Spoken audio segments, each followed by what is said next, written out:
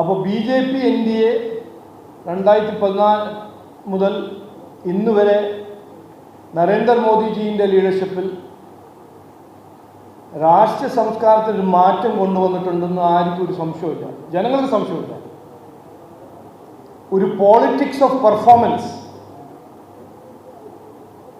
ആണ് ഞങ്ങളുടെ രാഷ്ട്രീയം ഞങ്ങൾ ആഗ്രഹിക്കുന്നതും ഞങ്ങൾ ജനങ്ങളുടെ മുമ്പിൽ വയ്ക്കുന്നതും അത് ചെയ്ത് കാണിക്കുന്നതും. അതുകൊണ്ടാണ് ബീഹാറിൽ ഒരു റിപ്പീറ്റ് മാൻഡേറ്റ് മാത്രമല്ല, ആ മാൻഡേറ്റിൻ്റെ ആ സൈസും സ്കോപ്പും കണ്ടാൽ ഒരു വശത്ത് ജനങ്ങൾ വികസിത രാഷ്ട്രീയം ആഗ്രഹിക്കുന്നു, അതിന് പിന്തുണ കൊടുക്കുന്നു. അതേസമയം ഈ വിഭജിക്കുന്ന രാഷ്ട്രീയം, വോട്ട് ബാങ്ക് പോളിറ്റിക്സ്, നുണ പറഞ്ഞു നടക്കുന്ന ജനങ്ങളെ വിഡ്ഢിയാക്കുന്ന രാഷ്ട്രീയം അതിനെ തള്ളുന്നു, റിജക്റ്റ് ചെയ്യുന്നു. അതാണ് ഇന്നലത്തെ റിസൾട്ടിൻ്റെ ഒരു ഇൻ്റർപ്രിട്ടേഷൻ. ഒന്ന്. രണ്ടാമത്തെ കാര്യം ഞാൻ പറയാൻ ആഗ്രഹിക്കുന്നത് SIRനെ കുറിച്ച്. ഇതിലൊരു വ്യക്തത നമുക്ക് എല്ലാവർക്കും ഇപ്പോൾ കിട്ടിയിട്ടുണ്ട്. ഇതുവരെ RJD പോലെ കോൺഗ്രസ് പോലെ CPM-ഉം എങ്ങനെയാണ് ജയിക്കുന്നത് അതിൻ്റെ ആ ചോദ്യത്തിൻ്റെ ഉത്തരം ഇന്നലെ നമുക്ക് കിട്ടി. ഈ സ്പെഷ്യൽ ഇൻറ്റൻസീവ് റിവിഷൻ ഇലക്ട്രൽ റോൾസിൻ്റെ ശുദ്ധീകരണം ചെയ്യുമ്പോൾ ഫേക്ക് വോട്ടേഴ്സ് പുറത്താക്കുമ്പോൾ അതിൻ്റെ റിസൾട്ട് നമുക്ക് കാണാൻ കഴിയും. അതിൻ്റെ ഒരു മീനിങ് അല്ലെങ്കിൽ അതിൻ്റെ ഒരു ഇംപ്ലിക്കേഷൻ എന്താണ്? ഇതുവരെ ഇവരെല്ലാം ജയിക്കുന്നതും ഈ ഫേക്ക് വോട്ടർ വഴിയും എത്രയോ കാലമായിട്ട് ഇലക്ട്രൽ റോളിൽ കയറ്റി വെച്ചിരിക്കുന്ന ഒരു പൊളിറ്റിക്കൽ തന്ത്രം ആയിരുന്നു ഇവരുടെ ഒരു ഏറ്റവും പ്രധാനപ്പെട്ട ഒരു വഴി, ഭരണം പിടിക്കാനും മത്സരിച്ച് ജയിക്കാനും.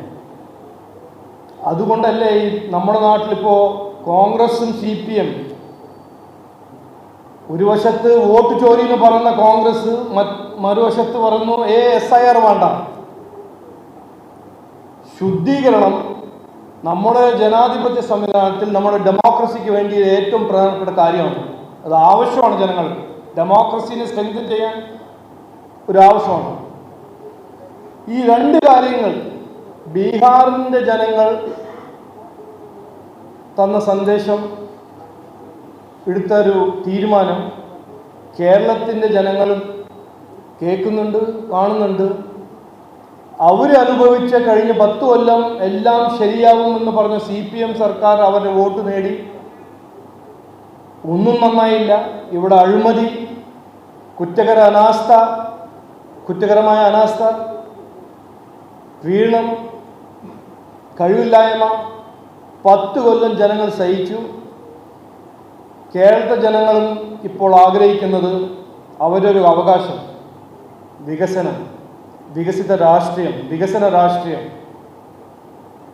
അത് ഞങ്ങൾ കൃത്യമായി ഇലക്ഷനിൽ ഞങ്ങൾ മാർച്ച് മുതൽ പറയുന്ന കാര്യമാണ്. ഞങ്ങൾ ആഗ്രഹിക്കുന്നത്, ഞങ്ങളുടെ കാഴ്ചപ്പാട്, BJP NDAയുടെ കാഴ്ചപ്പാട് വികസനമാണ്. ഇതിനെക്കുറിച്ച് നമുക്ക് ഒരു ക്ലാരിറ്റി ഉണ്ട്, ഞങ്ങൾക്കൊരു കാഴ്ചപ്പാടുണ്ട്. ജനങ്ങളെ സേവിക്കാനാണ് ഞങ്ങൾ രാഷ്ട്രീയം ചെയ്യുന്നത്.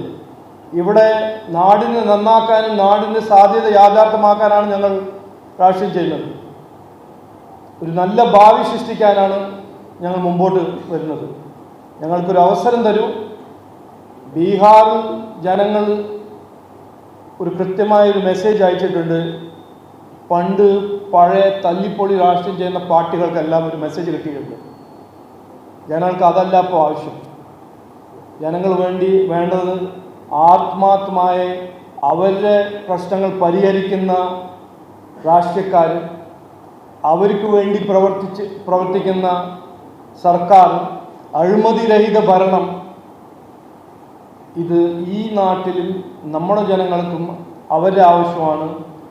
ഈ ഇലക്ഷനിൽ ഇതായിരിക്കും ഞങ്ങൾ മുമ്പോട്ട് വയ്ക്കുന്നത്. എത്രയോ കൊല്ലം മാറി മാറി ഭരിച്ച ലെഫ്റ്റും CPM അവരുടെ രാഷ്ട്രീയം അതിൻ്റെ ഒരു സൺസെറ്റ് സമയം വന്നിട്ടുണ്ട്. ഇനി അതിൻ്റെ കാലമെല്ലാം കഴിഞ്ഞു.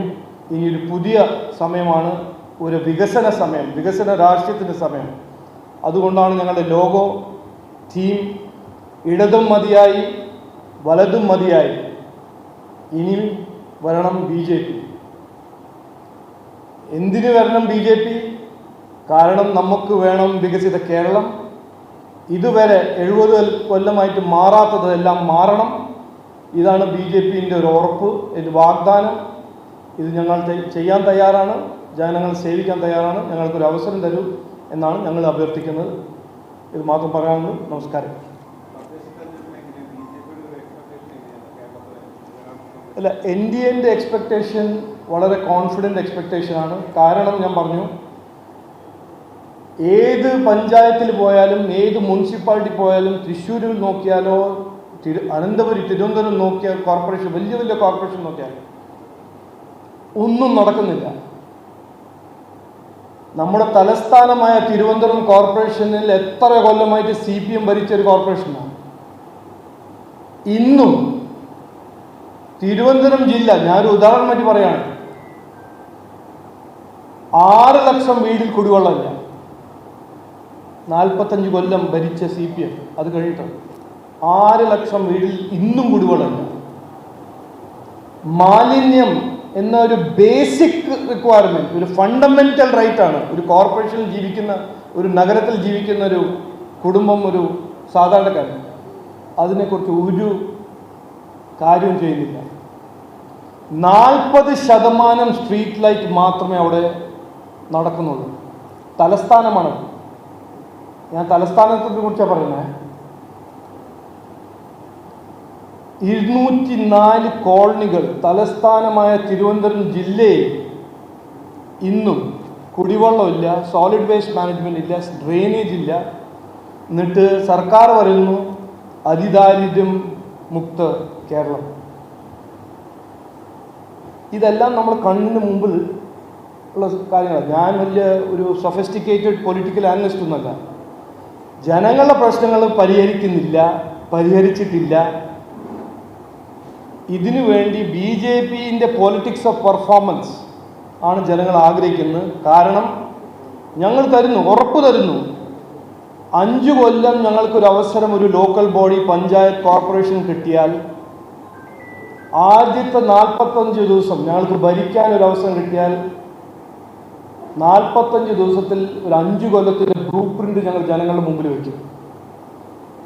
എല്ലാ കൊല്ലം ആ ബ്ലൂ പ്രിന്റിൻ്റെ റിപ്പോർട്ട് കാർഡ് ഞങ്ങൾ ജനങ്ങളുടെ മുമ്പിൽ അവതരിപ്പിക്കും. ഓരോരോ പൈസ, ഓരോരോ രൂപ എൻ്റെ കണക്ക് ആ കോർപ്പറേഷൻ, മുനിസിപ്പാലിറ്റി, പഞ്ചായത്ത് ഞങ്ങൾ ജനങ്ങളുടെ മുമ്പിൽ വയ്ക്കും. ട്രാൻസ്പെറൻസി ഞങ്ങൾ കൊണ്ടുവരും. ഡിജിറ്റൽ AI പഞ്ചായത്ത് ലെവൽ വരെ അഴിമതിനെ റൂട്ട് ഔട്ട് ചെയ്യാനും ജനങ്ങൾക്ക് ഒരു റെസ്പോൺസീവ് ഭരണം കൊടുക്കാൻ ഞങ്ങൾ ഇംപ്ലിമെൻ്റ് ചെയ്യും. അപ്പോൾ ഞങ്ങളുടെ കാഴ്ചപ്പാടിൽ വ്യക്തതയുണ്ട്, കൃത്യമാണ്. ഞങ്ങൾ പോളിറ്റിക്സ് ഓഫ് പെർഫോമൻസ് ഞങ്ങൾ ചെയ്യാൻ ആഗ്രഹിക്കുന്നു. അതിനൊരു അവസരമാണ് ഞാൻ ചോദിക്കുന്നത്. ജനങ്ങൾക്ക് മാറ്റം വേണം, ജനങ്ങൾ ഞങ്ങൾക്കൊരു അവസരം തരുമെന്ന് ഞങ്ങൾ വിശ്വസിക്കുന്നു. ഓക്കെ.